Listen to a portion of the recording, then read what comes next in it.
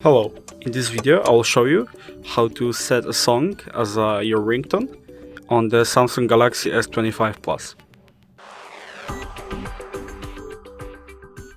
Okay, so the first step of the operation would be opening up the settings, and here you have to scroll down a little bit until you see the sounds and vibration. Here just press the ringtone section and press the little plus button in the upper right corner. And here you will see your downloaded songs. If you downloaded them first, I didn't, so I don't have them.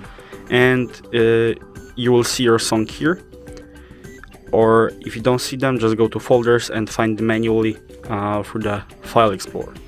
And just press the plus and press done. And you're done.